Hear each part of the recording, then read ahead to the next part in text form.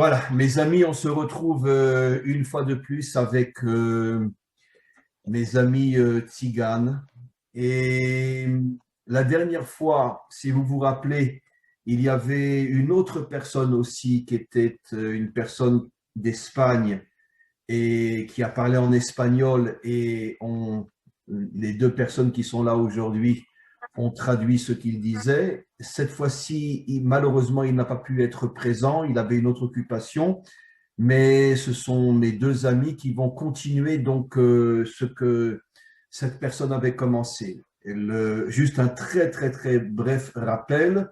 On avait commencé à expliquer donc l'origine juive des tziganes, il y a bien sûr, il y a très très très longtemps, et différentes persécutions aussi que les tziganes avaient subies, comme Israël, entre autres l'Inquisition, la Shoah, et voilà. Et on avait donc prévu de continuer encore quelques cours sur ce sujet-là, de manière à ce qu'on puisse avoir une explication beaucoup plus étendue, beaucoup plus large sur l'origine et sur les pratiques, les coutumes et quantité d'autres choses encore sur le peuple tzigane. Alors, je vais passer la parole à mes amis. Aujourd'hui, je ne vais pas beaucoup intervenir puisque nous sommes tous très, très intéressés, moi le premier, à recevoir tous les enseignements que vous allez nous transmettre. Et ça y est, vous vous jetez à l'eau. La parole est à vous, mes amis. Alors, merci beaucoup déjà, et c'est un honneur de parler avec vous. Donc, on va essayer de se lancer effectivement sur le sujet de l'errance des Tziganes, pour aller ensuite observer leur parcours en Espagne et la façon dont ils ont été systématiquement persécutés par l'Inquisition, voir quel parallèle on peut faire avec l'histoire du peuple juif, et ensuite peut-être aborder la question des coutumes. Donc, vous nous aviez demandé la dernière fois, je crois, pourquoi nous étions errants parmi les nations. Et c'est en effet quelque chose qui est systématique dans l'histoire des Tziganes, c'est-à-dire leur perpétuel… Excusez-moi de vous couper, mais ça, c'est une question que le monde entier se pose. Parce que même les Juifs qui étaient en exil, malgré tout, là où ils ont pu s'installer, ils se sont installés dans tous les pays du monde. Pourquoi justement, c'est une question vraiment passionnante, pourquoi les Tziganes jusqu'à aujourd'hui sont restés errants? Pourquoi? Qu'est-ce qui s'est passé? Eh Allez. bien, c'est justement ce que reprenait le monsieur d'Espagne. Donc là, on fait que reprendre son étude le mieux possible. Donc, c'est qu'en fait, il reprend une prophétie du Deutéronome, chapitre 28, verset 64, donc qui frappe la maison d'Israël, aussi bien la maison de Juda que la maison d'Israël, et qui dit la chose suivante, dit « Et l'Éternel te dispersera parmi tous les peuples, d'une extrémité de la terre à l'autre. » Et donc, pour être éligible à être une tribu d'Israël, les Tziganes doivent répondre à certains critères, et notamment cette prophétie. Et on voit que dans l'histoire des Tziganes, c'est absolument systématique, alors que nous soyons dispersés d'une extrémité de la terre à l'autre. Donc, les Gitans sont arrivés des États-Unis jusqu'à la Chine. Donc, nous avons… Excusez-moi, pourquoi les États-Unis? Vous étiez aux États-Unis aussi? Il y a des Gitans aux États-Unis? Tout à fait. Ils sont il y a des États-Unis, aux États-Unis, il y a des Gitans, et on a des témoignages qui disent que nous sommes arrivés jusqu'en Chine. Donc, c'est-à-dire que les extrémités de la Terre sont vraiment peuplées par les Gitans. Nous y sommes. À combien, à votre avis, il y a de Gitans, toutes tendances confondues, dans le monde entier aujourd'hui? Vous savez, vous avez des chiffres? D'après les études de ce monsieur d'Espagne, nous serons entre 14 et 15 millions. C'est incroyable, c'est exactement le nombre de Juifs dans le monde aujourd'hui. C'est incroyable, incroyable. Alors continuez, c'est tellement intéressant. Voilà, nous répondons à cette prophétie selon le monsieur d'Espagne par le fait que nous sommes éparpillés, effectivement. Le fait aussi que lorsque nous sommes arrivés en Europe à la fin du Moyen Âge, c'est intéressant de remarquer que les Gitans ont dit aux autorités de l'Europe qu'ils étaient condamnés à errer pendant un certain nombre d'années pour faire un pèlerinage. Donc, sous Je prétexte… reviens sur ce que vous avez dit. Et donc, cette tradition chez les Gitans de ne pas vouloir s'installer est tirée de ce verset donc, qui parle d'un exil. Ça veut dire que j'oserais presque dire que vous accomplissez plus ce verset que nous, alors.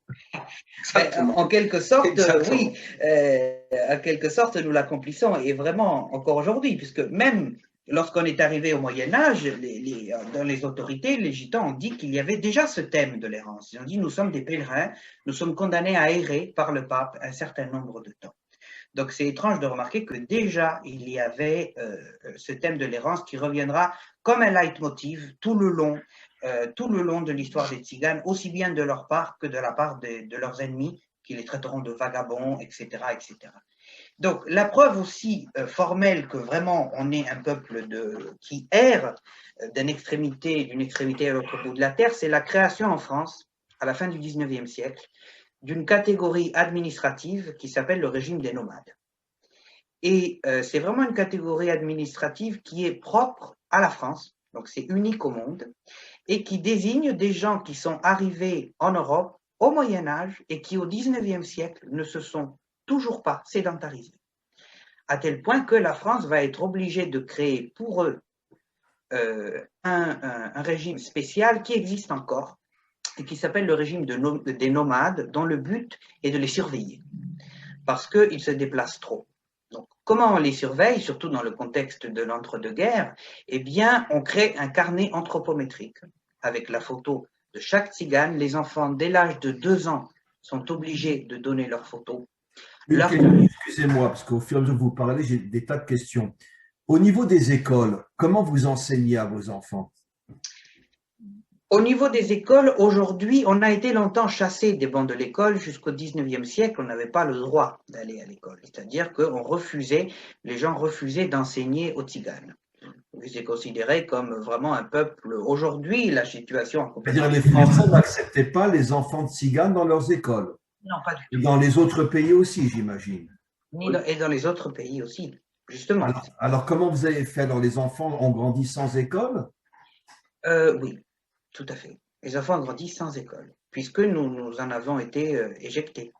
Et même lorsque au 19e siècle, nous étions dans ce carnet anthropométrique où on avait toutes les informations sur nous, eh bien, ça a produit quelque chose d'extraordinaire, c'est-à-dire que quand les nazis sont arrivés au pouvoir et qu'ils ont essayé de repérer les tziganes qui se trouvaient en Europe, ils n'ont plus qu'à piocher dans les articles administratifs, dans la case administrative du régime des nomades, où ils ont trouvé tous les noms, le domicile, absolument tout. À chaque fois qu'un tzigane passait quelque part, il devait renouveler son carnet anthropométrique.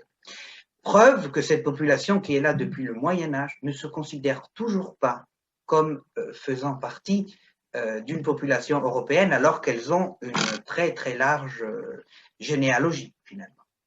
Et lorsque les nazis arrivent, donc ils Encore vont... une question, excusez-moi, mais vraiment parce que au fur et à mesure, au niveau des mariages, la grande majorité, vous vous mariez entre vous, ou il est arrivé que, par exemple, des tziganes épouseront une Française ou une Belge ou une Allemande, etc. Est-ce qu'il y a eu des mariages mixtes chez vous, ou la grande majorité sont des mariages uniquement entre tziganes? Alors, pour la plus grande majorité, on se marie toujours entre nous. Par exemple, moi, je me suis marié avec la fille de ma cousine Germaine. On se marie que entre nous. Et bien sûr, nous avons des cas exceptionnels où nous avons des tziganes qui se marient avec des non-tziganes et ainsi de suite. Ça arrive bien aussi chez nous. Mais pour nous, c'est quelque chose que nous essayons toujours de garder parce que nous essayons toujours de garder, comme on vous a expliqué l'autre jour, il y a une séparation mentale entre nous et les non-tziganes. Donc, on ne peut pas partager. C'est pas du racisme, c'est que on essaye de garder ce qu'on est jusqu'au jour d'aujourd'hui. Oui, mais si par exemple, excusez-moi encore une question, je m'excuse de vous interrompre, mais parce que Allez-y, allez-y. vous dites des choses tellement intéressantes qui évoquent chez moi des questions. Aujourd'hui, la plupart des tziganes sont évangéliques. D'accord? Alors, pourquoi ne pas se marier avec une Française évangélique ou une Américaine évangélique? Il y a des millions d'évangéliques en Amérique. Donc, pourquoi un tzigane, puisqu'il est de la même croyance, pourquoi il ne se marierait pas avec une Américaine évangélique, puisqu'ils ont la même croyance? Où est la différence qui fait qu'on n'acceptera pas ce mariage? La différence, elle est que finalement, la séparation mentale, elle était tellement reconduite pendant longtemps qu'elle est plus forte, même que les croyances ou les questions de religion. C'est plus fort encore, c'est quelque chose de plus profond. Et ça n'a pas encore eu lieu. C'est-à-dire, ça n'est pas rentré, c'est plus fort. Cette séparation mentale est plus forte. Expliquer où est la différence. Si ce n'est pas dans la religion, la différence est où alors? C'est dans la pureté de nos gènes. Elle est là la différence. C'est quelque chose qui est resté très profondément ancré. Et ça l'est encore aujourd'hui, malgré tout. C'est incroyable ce que vous dites, parce que dans votre langage, vous dites exactement ce qu'est la tradition d'Israël. Bien sûr. C'est absolument incroyable. C'est absolument incroyable. Continuez. Alors, oui, donc j'avais dit que, suite au fait que la France a fait une catégorie administrative à notre égard, puisque nous bougions, les nazis sont allés nous récupérer là-dedans et nous ont mis déportés absolument dans les mêmes wagons, dans les mêmes trains que les Juifs. Il y a aussi en Suisse une association qui existe encore, qui s'appelle la Pro-Juventut. Et ils ont pris les enfants de notre peuple à la fin, donc avant la Deuxième Guerre mondiale, ils les ont arrachés à leur famille et ils ont essayé Alfred Siegfried, qui était l'un des directeurs de la Pro-Juventut, qui est une association suisse. Et c'est les Suisses qui vous ont pris vos enfants? Au Yéniche, qui était suisse, oui. Ils ont volé leurs enfants aux parents avec le but de les séparer entre garçons et filles et d'éradiquer en eux le gène du nomadisme. C'était des sympathisants évidemment du régime nazi avec Hitler, donc preuve que cette errance donc, qui est dite par la prophétie, pour le monsieur d'Espagne, elle est reliée à une autre prophétie qui est celle qu'il nomme la prophétie de l'épée. Et qu'on trouve dans Deutéronome 28, 68, qui dit la chose suivante: et parmi ces nations même, tu ne trouveras pas de repos, pas un point d'appui pour la plante de ton pied. Là, le Seigneur te donnera un cœur effaré, mettra la défaillance dans tes yeux, l'angoisse dans ton âme, et ton existence flottera incertaine devant toi. Tu trembleras nuit et jour. C'est-à-dire qu'en plus du fait que nous ayons été nomades, nous n'avons jamais, du fait de cette prophétie, trouvé aucun repos dans aucune nation dans laquelle nous avons été présents. Et il y a même eu, parce que la création de la catégorie administrative des nomades et l'école de la Pro-Juventut d'Alfred Siegfried avait pour but de stériliser les enfants et de contrôler le nombre de tziganes. Puisque les femmes tziganes, on le verra plus tard, étaient réputées fertiles. Et donc, à chaque fois, on a observé le nombre, la croissance de la population tzigane, à tel point que le monsieur d'Espagne, encore une fois, fait le rapprochement avec une autre prophétie du même Deutéronome, verset 62 cette fois-ci, et vous serez réduits à une poignée d'hommes. Donc, systématiquement dans notre histoire, on a été, et on le verra pour ce qui est de l'Espagne de manière précise et étendue, le nombre de tziganes a été contrôlé par le biais de la stérilisation, par le biais des massacres, par le biais des arrestations. Et même aujourd'hui encore, dans les pays de l'Est, il y a des pratiques de stérilisation sur les enfants tziganes. C'est-à-dire, ils prennent les enfants, ils les stérilisent? Oui. Ou ça en Russie, par exemple? Je n'ai pas dans les pays de l'Est, je n'ai pas on m'a dit, donc une historienne qui travaille avec moi sur la question m'a dit que ça se pratique encore aujourd'hui dans certains pays de l'Est, où je ne sais pas exactement lesquels, où les enfants sont stérilisés. Et ça a été le cas pour Alfred Siegfried dans l'école suisse, ça a été le cas, comme on le verra, en Espagne, ça a été le cas pour les nazis, où Joseph Mengele choisissait des enfants juifs et tziganes, sous prétexte que les enfants tziganes étaient plus endurants que les autres, aux horribles expériences qu'ils leur faisaient subir. Et donc, le fait que nous ayons été systématiquement… Combien de tziganes sont morts dans les camps, vous savez? Alors, les chiffres, encore une fois, ça peut passer, ça évolue à chaque fois, on peut arriver au million. Au million? 500 000, c'est certain. Mhm. Et on peut même arriver au million sans compter tous ceux qui sont morts dans les ghettos, tous ceux qui ont été fusillés comme ça, vraiment Oui. par ordre des nazis dont on n'a aucune trace. Et voilà, donc nous avons été systématiquement persécutés partout. Si je vous donne des dates de l'expulsion des Tziganes très précises, en 1427, à notre arrivée, on a été expulsés de Pontoise, 1439 Paris, 1500 Allemagne, 1540 Belgique, 1492 ce sont les Tziganes qui ont été, ce sont les Juifs qui ont été expulsés d'Espagne, et en 1499 les Gitans.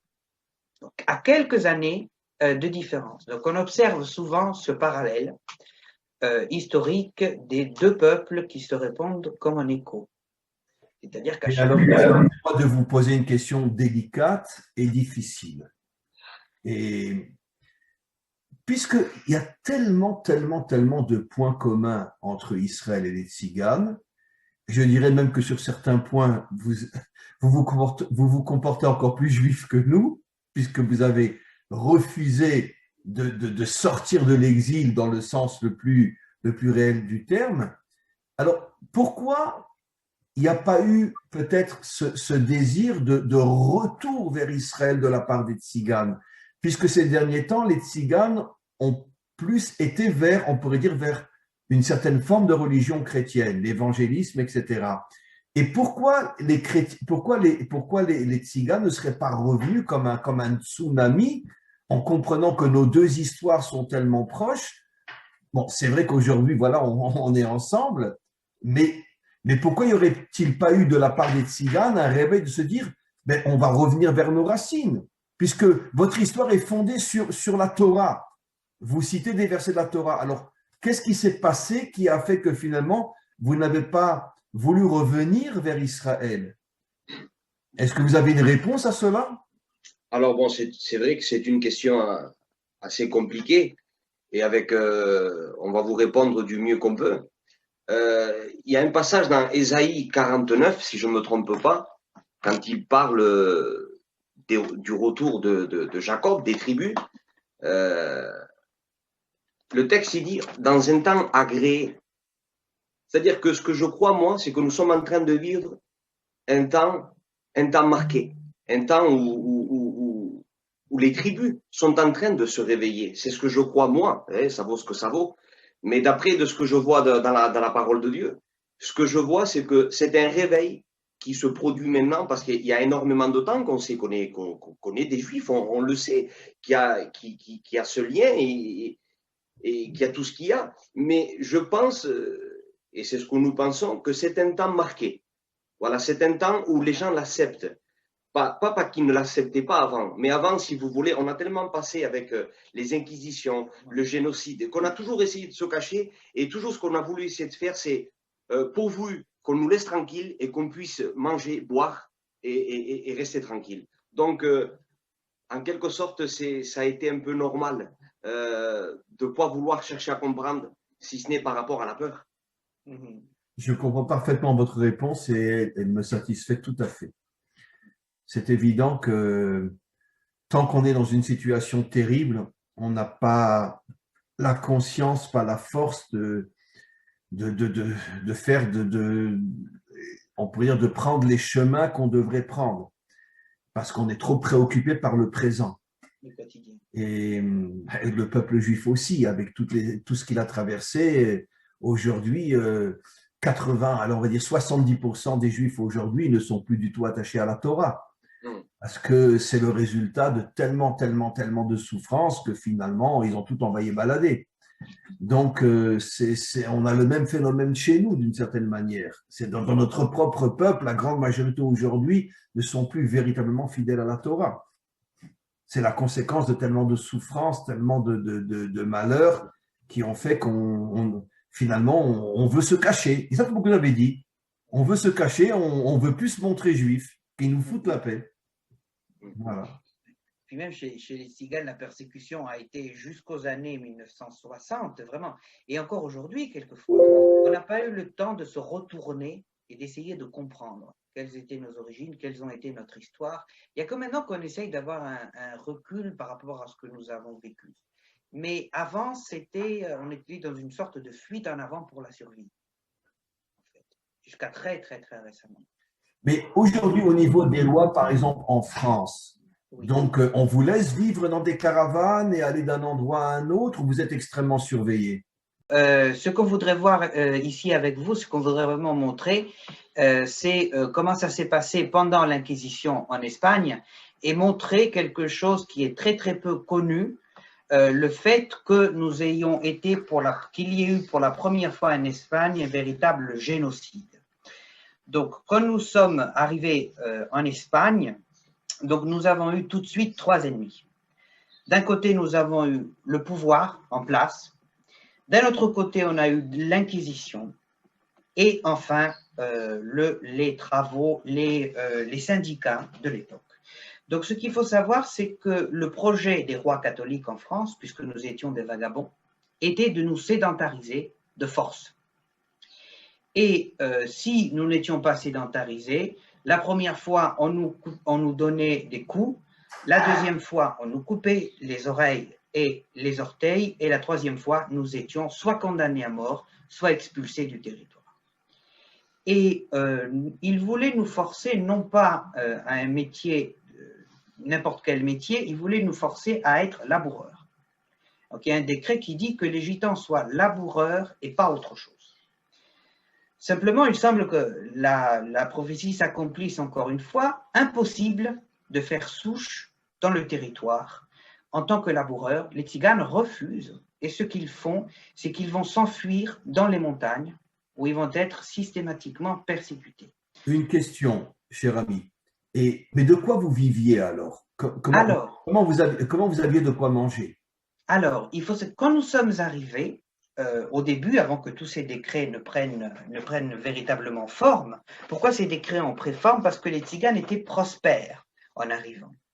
Nous travaillions dans le commerce des chevaux, nous travaillions dans l'orfèvrerie, nous travaillions dans plein de métiers, par exemple, à tel point qu'un syndicat de l'époque en Espagne, et qui s'appelle le syndicat de la Mesta, a pris de l'ombrage du fait que les Tziganes étaient plus prospères qu'eux. Par exemple, là, je vous lis une série de décrets qui disent qu'ils adoptent le métier de laboureur, pas un autre, pour que les gitans ne puissent pas troquer ni vendre du bétail dans les grandes et les petites foires, sous diverses peines, alors qu'un passage du Don Quichotte de Cervantes, qui était lui-même un juif, nous dit que les Tziganes avaient l'habitude, à cette époque, de vendre du bétail dans les petites et les grandes foires, que personne ne recueille des gitans, qu'ils n'aient ni juments ni chevaux, qu'ils n'aillent ni dans les foires ni dans les marchés. Et on peut comprendre en creux que les gitans, au début, allaient dans les marchés, qu'ils avaient des juments, qu'ils avaient des chevaux, qu'ils étaient recueillis par la population et qu'ils vivaient de manière très prospère. Donc, au début, nous étions des joailliers et des marchands de bétail, et progressivement, donc, on a essayé de nous enlever tous ces pouvoirs-là parce que nous étions prospères. C'est le conseil de la Mesta qui a fait ça et qui nous a réduits progressivement à une situation de misère où nous avons dû fuir dans les montagnes, où nous avons dû quelquefois être des hors-la-loi pour pouvoir survivre. Mais il faut bien comprendre que ce n'est pas nous qui sommes arrivés en tant que hors-la-loi, puisque nous étions prospères, comme le montrent ces décrets, ces différents décrets. Ce sont eux qui ont fait en sorte que nous soyons hors la loi parce que nous n'avions pas d'autre possibilité pour survivre.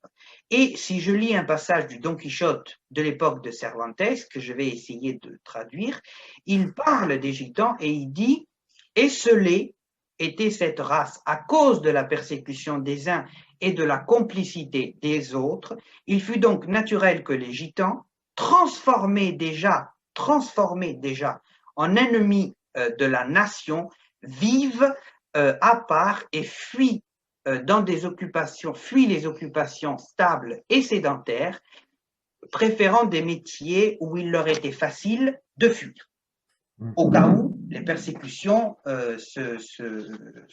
s'intensifieraient. Les gitans choisissaient des professions qui leur permettraient de partir à n'importe quel moment. Donc, c'est à cause de ça que nous avons été persécutés. Nous étions prospères au début et visiblement trop prospères. Et le Conseil de la Mesta a mis fin à ça. Il faut savoir une question, excusez-moi. Aujourd'hui, de quoi vivent les gitans en France, par exemple?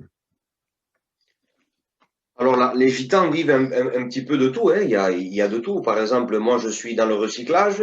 Mon cousin est professeur de français. Dans les marchés. C'est-à-dire, il y a on va dire que Vous, Diego, vous êtes professeur de français? Oui, oui. Mais alors, on vous accepte dans une école, alors, malgré le fait que vous êtes cigane? Ah, aujourd'hui, oui. C'est la situation jusqu'à la fin du 19e siècle, jusqu'à l'époque de Vichy, où on n'acceptait pas. Ensuite, dans les années 60, on a commencé à nous accepter un peu de gré ou de force. Oui. Et puis, quand Jules Ferry a donné l'école gratuite pour tous, etc., on a commencé à nous accepter. Oui. Même si au début, ce n'était pas le cas. D'accord. Alors, généralement, c'est quoi le métier des gitans, généralement? On va dire que 90% des gitans, ils sont dans le commerce, qui touche à tout. Le commerce. C'est-à-dire, ils ont des magasins ou c'est du commerce de personne en personne?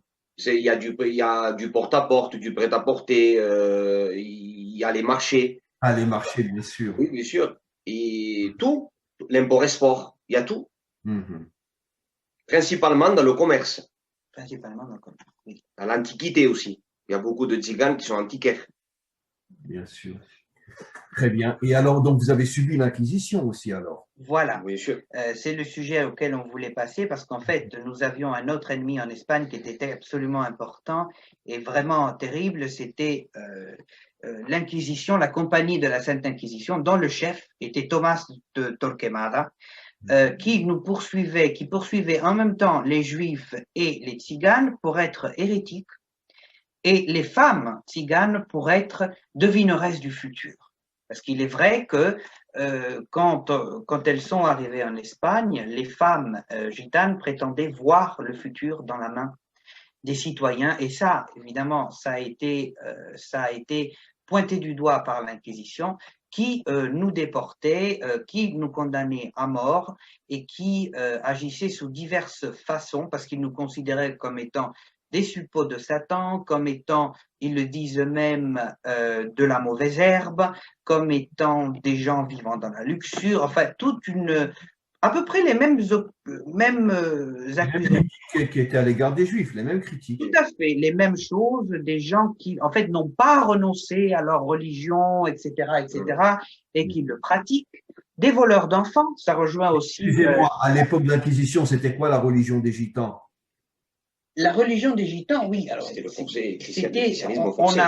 le christianisme forcé. Certains sont venus, certains étaient musulmans, du fait qu'avant que les rois catholiques n'arrivent, il y avait Al-Andalus. Donc, certains ont été forcés à se convertir à l'islam, d'autres étaient forcés de se convertir au christianisme. Ce qui est resté, c'était des croyances plus ou moins, oui, on croyait en un Dieu, mais ce n'était pas certain. On a été obligé de feindre la religion du christianisme pour ne pas être persécuté, pour ne pas être tué. Mais ça n'a pas empêché Torquemada de brûler énormément de juifs et de brûler des gitans qu'ils accusaient d'être des voleurs d'enfants. Et ça, c'est étrange parce qu'ils accusaient également les juifs de pratiquer le Shabbat, durant desquels il y aurait eu des sacrifices d'enfants. Donc, oui, c'est connu ça, qu'ils nous accusaient de dégorger des enfants pour mélanger leur sang à la nourriture. Tout à fait. Cette accusation-là était également portée contre les Tziganes, qui ont été, vraiment, leur statut était encore pire que celui du statut d'immi, par exemple, en terre d'islam, en ce qui concerne les Juifs et les chrétiens. Nous étions véritablement considérés comme étant la dernière espèce possible et imaginable. Tous leurs fantasmes étaient adressés à nous en écho avec ceux des Juifs, donc des gens sataniques, des gens qui sont de faux chrétiens, des gens qui divident le futur, des gens qui se livrent à la sorcellerie, à des pratiques de sacrifice, des voleurs, des menteurs, alors qu'ils nous avaient eux-mêmes convertis en voleurs. Donc, nous avons été le résultat de ce qu'ils ont fait de nous et ils nous le reprochaient. À tel point, ça a duré pendant toute la période de l'histoire espagnole, jusqu'au moment où, pour la première fois, et ça c'est un point vraiment important parce que peu de personnes le savent, c'est que pour la première fois, on se dit visiblement les Gitans, ils arrivent au Moyen-Âge, ils ne veulent pas s'intégrer et ils ne partent pas. Il y a eu plusieurs coups de filet contre les Gitans, c'est-à-dire des ordres qui étaient donnés de les prendre et de les déporter. Mais ce qui va arriver pour la première fois, et ce qui va être vraiment un tournant dans notre histoire, c'est ce qui est arrivé dans la nuit du 30 juillet 1749, sous le règne de Philippe VI, où nous avons été placés dans des villes, et il y a eu en une seule nuit, un ordre de nous capturer, de faire des femmes des gens qui allaient travailler dans la soie et des enfants et des hommes, de les déporter en Afrique pour toujours. C'est-à-dire que l'idée vient de l'évêque d'Oviedo, qui se dit que visiblement on n'en peut plus avec les Gitans, et il décide, pour la première fois, il y a le mot, dans les documents, on a le mot extermination. Donc il y avait des prisons pour les Gitans, à tel point que la plupart des hommes ont été exilés en Afrique. Tout à fait. Les femmes ont été placées, les enfants étaient placés dans des hôpitaux, les femmes travaillaient, puisqu'il y avait deux options qui s'offraient à l'évêque d'Oviedo, c'était soit la déportation hors du territoire, soit l'incarcération. Et il a préféré l'incarcération des femmes et des enfants pour qu'ils puissent travailler en faveur de l'Espagne. Et une fois que les enfants atteindraient l'âge de 15 ans, ils seraient déportés à vie. C'est-à-dire, ce qui a été décidé cette nuit-là est absolument atroce, puisqu'auparavant, il nous permettait pas de vivre dans des villes de plus de 1000 habitants pour contrôler la population des Tziganes. Encore une fois, il y a ce rapport à la prophétie, de la réduction du nombre. Donc, il ne nous laissait pas vivre dans des villes de plus de 1000 habitants. Et ensuite, le marquis, celui qui est à la tête de ce projet, avec l'évêque d'Oviedo, c'est le marquis de la Ensenada, qui a permis aux Gitans, qui a fait une feinte en publiant un décret et en leur permettant de s'installer dans les villes. Et donc, c'est là qu'il a pu les repérer, les marquer, monter tout un dossier. Et c'est absolument incroyable parce qu'en une seule nuit, il a fait arrêter 12 000 Tziganes. Ça, c'était le 30 juillet 1749, dans le but express, signé quand même par le roi, de nous exterminer. C'est ce qu'a fait plus tard. Exterminer ou déporter en Afrique? C'est-à-dire, il y avait le mot d'extermination. Le marquis aurait dit, il est temps d'en finir avec cette génération. Donc, c'est un peu le parallèle de ce qui a été décidé plus tard par Himmler ou de ce qui a été, c'est-à-dire la solution finale. On fait quoi avec ces gens-là qui décidément ne s'intègrent pas? Eh bien, on a décidé de les faire mourir, c'est-à-dire de peine, enfin dans les déportations. On les fait mourir, mais avant qu'ils ne meurent, il faut qu'ils fournissent un maximum d'efforts pour l'État. Donc, il y avait 40 prisons réservées aux Gitans à l'époque en Espagne. On a parlé de manie. Un historien a parlé, en parlant de l'histoire de l'Espagne, de manie de l'incarcération. C'est-à-dire que nous étions systématiquement emprisonnés. Et c'est quand même étrange parce que c'est cette opération incroyable du 30 juillet 1789 s'est fait en même temps dans tout le royaume d'Espagne. Donc, ça a demandé une coordination incroyable et une opération vraiment. On a dans les documents le premier génocide ou la grande rafle. Certains ont survécu, mais la plupart des Gitans ont été pris. Excusez-moi, mais la majorité des Gitans se trouvaient en Espagne à cette époque-là? On parle des gitans d'Espagne. d'Espagne. Là, nous sommes vraiment en Espagne parce qu'on ne peut pas prendre, ça ce serait peut-être la prochaine fois. Oui. Là, c'est une petite goutte d'eau qu'on vous apporte. C'était juste les gitans en Espagne Très qui ont bien. été, pour la plupart d'entre eux, arrêtés, déportés, tués. Donc, ça rejoint également la prophétie de la réduction du nombre. Et puis, il y avait toute une série de décrets aussi qui ne permettaient pas aux gitans de se déplacer à plus de 2. Qui ne les permettaient pas, ils étaient systématiquement déportés. On séparait les femmes et les enfants. Pourquoi? Eh bien, parce que selon le marquis de la Ensenada, les femmes tziganes étaient particulièrement fertiles. Et alors, c'est-à-dire qu'ils ont obligé les femmes tziganes à se marier avec des Espagnols. Ça a eu, il y a eu quelques cas comme ça, oui. Donc, soit on les forçait à se marier, soit on les surveille à vie. Mais en aucun cas, elles ne doivent s'approcher d'un mâle tzigane, c'est ce qu'on retrouve dans les textes, puisque les femelles tziganes seraient particulièrement fertiles, un peu comme les femmes hébreux de l'époque de Pharaon, où on leur interdit, on leur dit elles sont trop fertiles, donc hors de question de les approcher. On a eu aussi des opérations de castration des hommes tziganes, c'est-à-dire, encore une fois, pour essayer d'exterminer la race, de ne plus faire qu'ils se reproduisent. La réduction du nombre et le fait qu'ils ne trouvent aucun repos dans aucune terre est ici vraiment appliqué à la lettre. Puisque. Regarde ce que vous dites, parce que, bon, moi d'abord, j'apprends tout ça aujourd'hui, mais je suis persuadé que 99% du monde ne connaît pas du tout l'histoire des Tziganes. Hein. Voilà, c'est justement pour ça que qu'on vous remercie, parce que c'est un honneur en fait de faire connaître cette histoire. Les gens ne savent pas, les gens s'arrêtent à Robespierre et les massacres de la Vendée, et puis après, évidemment, la chose horrible qu'ont subi les Juifs, mais on a eu dès 1749 une opération légale orchestrée par l'État sous le contrôle de l'Église qui ne dit rien, mais qui ne dit mot consent. Donc, elle est complice de ce qui est arrivé et on l'a dans les documents. Et ça, on n'y a eu accès que très récemment et encore à une toute petite partie de la documentation qui relève de cette folle histoire du marquis de l'Ensenada et du coup de filet qui a fait qu'il arrête en même temps dans toutes les provinces du royaume 12 000 tziganes qu'il avait auparavant fixés, identifiés et dont il avait empêché la reproduction. C'est tout de même incroyable ce qui est arrivé.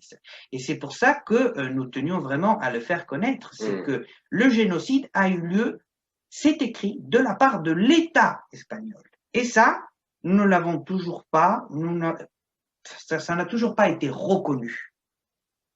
Ça n'a toujours pas été reconnu. Et c'est pour ça que nous avions à cœur.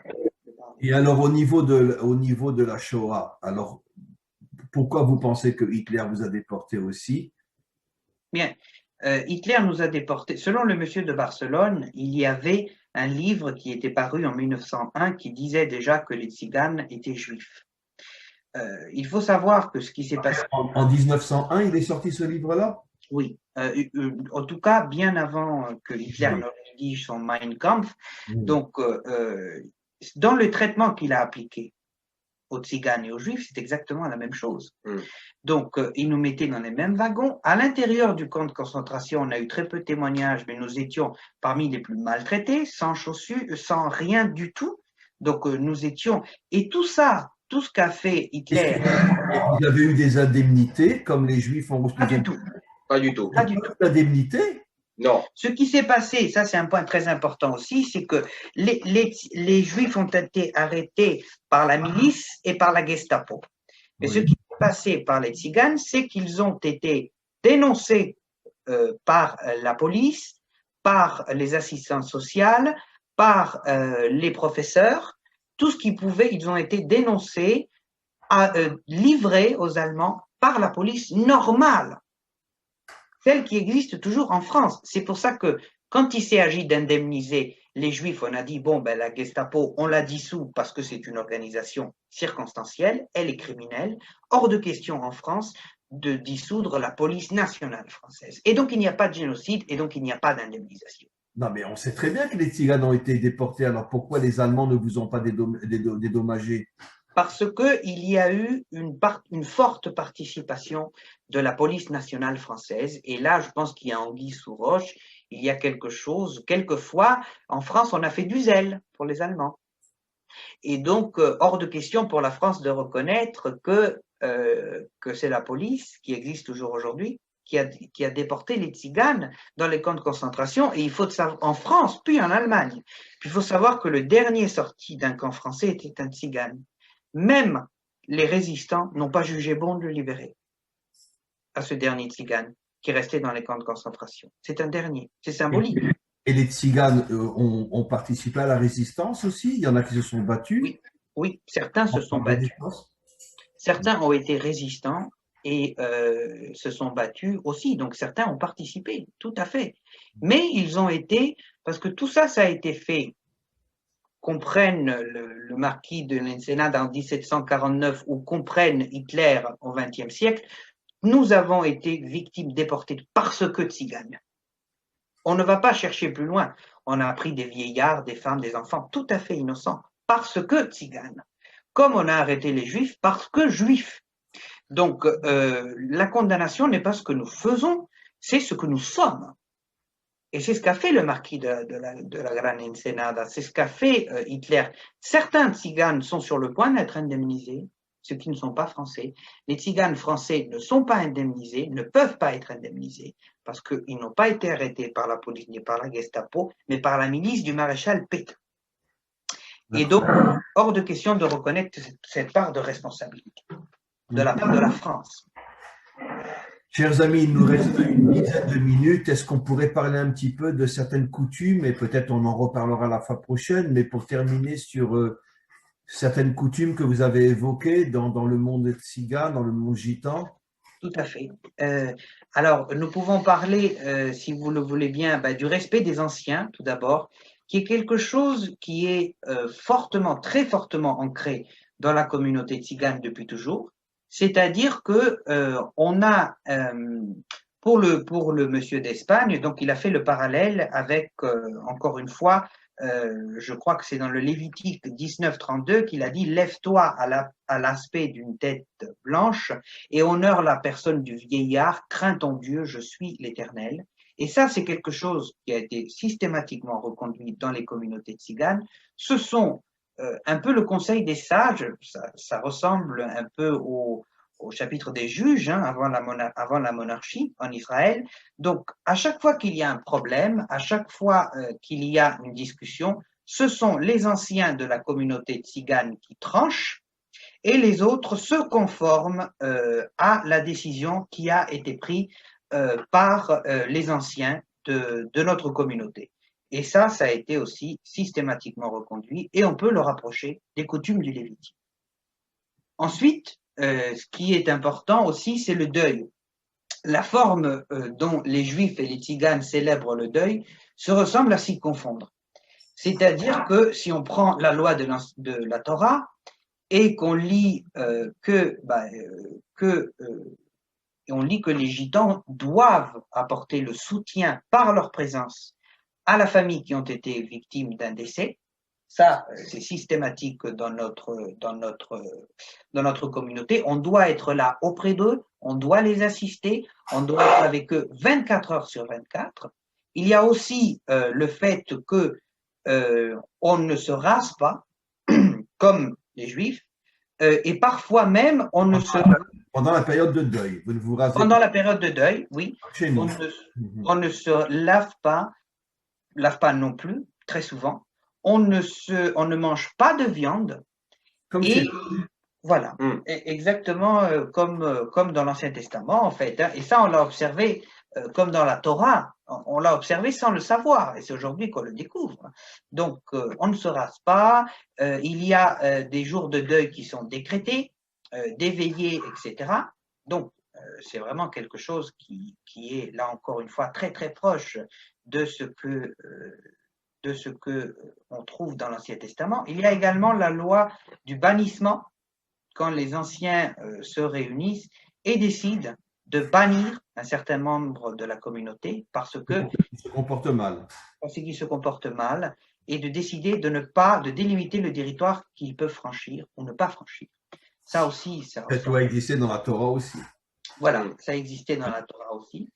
Il y a également la loi de l'impureté, qui fait que quand quelqu'un est mort, par exemple, on ne touche pas au cadavre. Et les Lévitiques disent que un cadavre celui qui touche un cadavre, par exemple, est impur.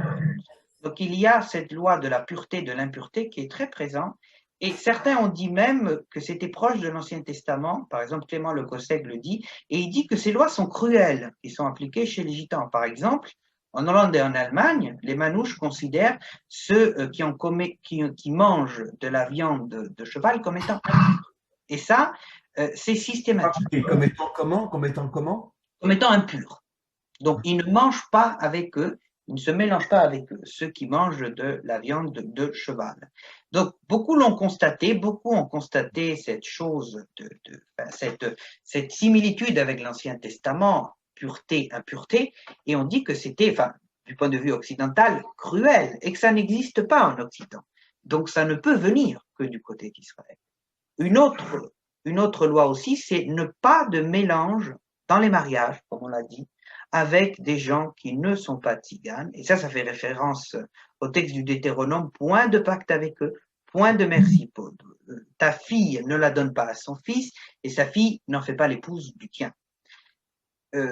Aussi, le passage avec quand Abraham dit dans la Genèse, je t'en conjure par le Dieu du ciel de ne pas choisir une épouse à mon fils parmi les filles des Cananéens.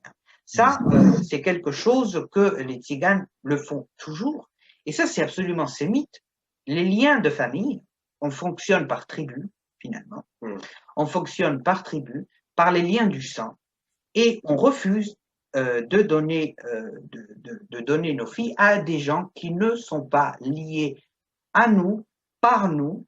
Et donc, on fonctionne selon des lois, finalement, qui sont très sémites, avec aussi notamment l'importance que l'on donne aux garçons, c'est-à-dire à celui qui naît garçon, celui qui naît fille. Donc il y a toujours cette séparation mentale entre les deux, et le fait que, comme ici à chaque fois, donc les prophètes disent de ne pas descendre en Égypte, de ne pas se mélanger avec les Égyptiens, dans la Genèse, c'est de ne pas se mélanger avec les Cananéens, et donc nous avons aussi ce leitmotiv chez nous qui disent de ne pas nous mélanger avec qui n'est pas tzigane, de sang. Incroyable. Écoutez, vraiment, on a appris aujourd'hui, vraiment, je ne sais pas comment vous remercier. Et j'espère je vais devoir arrêter maintenant, mais j'espère qu'on aura encore, enfin, je suis sûr, pas j'espère qu'on va encore avoir de très nombreux échanges entre nous. Et j'aimerais bien que dans le prochain Zoom, on puisse continuer encore à parler un petit peu de l'histoire. Vous avez encore pas mal de choses à dire, j'imagine. Bien sûr. Ah oui. Voilà, c'est très important de continuer à parler de l'histoire. Et moi, ce qui m'intéresserait, mais vous n'allez pas y répondre maintenant, ce qui m'intéresserait, essayer de retrouver les sources, puisque bon, il est clair que, ça on en est tous convaincus, et vous plus que moi encore, que l'origine première des tziganes, bon, c'est une partie de quelques tribus juives qui se sont perdues et qui après ont donné naissance avec les siècles aux tziganes. Moi, ce qui m'intéresserait de comprendre, c'est comment finalement l'identité, même si elle est restée au niveau de coutume, comme vous venez si bien de l'expliquer, mais pourquoi l'identité juive malgré tout a disparu au profit d'une identité plus chrétienne? Ça, c'est un point que j'aimerais bien traiter avec vous, de bien comprendre ça. Et si vous pouvez faire une étude sur ce sujet-là, et peut-être la prochaine fois, on ne parlera pas que de ça, mais j'aimerais bien qu'on puisse arriver à voir… bon, de toute façon, ne soyez pas étonnés. Vous savez que nous savons, nous, des historiens israéliens l'ont prouvé, que les talibans, à l'origine, sont tous d'origine juive. Les talibans qui sont des musulmans extrémistes, Oui. à l'origine, sont d'origine juive. Je ne dis pas le taliban d'aujourd'hui, aujourd'hui les musulmans, mais l'origine de la tribu, ce qu'on appelle les Pashtuns, dont une partie sont les talibans, sont tous d'origine juive. Et d'ailleurs, on retrouve même chez les talibans aujourd'hui des coutumes qui prouvent qu'ils sont d'origine juive. Il y a des études très sérieuses qui ont été faites. Donc, on voit bien que les tribus se sont perdues. Et certains sont devenus musulmans, d'autres sont devenus chrétiens, etc. Mais ce qui m'intéresserait, moi, par rapport aux tziganes, c'est d'arriver à comprendre le processus historique qui a fait que petit à petit, finalement, le judaïsme, consciemment, je parle, a disparu du monde tzigane au profit de la religion chrétienne. Ça m'intéresserait, si vous pouvez faire une étude là-dessus, ça m'intéresserait de voir exactement quel est le processus. Voilà, écoutez, mes amis, je ne sais pas comment vous remercier pour cet échange extrêmement, extrêmement enrichissant. Je sais que ce cours va être écouté par des milliers de personnes et ce qui va permettre à des milliers de personnes comme moi, je veux dire, tout ce que vous avez dit aujourd'hui, je l'ai découvert, je ne le savais pas. La seule chose que je savais, c'est que les tziganes sont d'origine juive. Mais ce qui vous est arrivé, votre histoire, etc., c'est vraiment des choses extrêmement importantes, extrêmement intéressantes. Il est temps que le monde, sache, parce que de la même manière que on va dire le monde très général a une vision on pourrait dire très superficielle et très nulle des Juifs, à plus forte raison des Tziganes, comme on le sait. Il est très, très, très important que finalement, que tous ceux qui écouteront cet échange aujourd'hui prennent conscience de l'histoire des Tziganes. Et c'est pour ça qu'il faut continuer sur ce sujet-là pour l'instant encore. On va fixer d'un prochain rendez-vous. Et encore une fois, véritablement, merci beaucoup. Et merci à vous. Merci à vous. Avec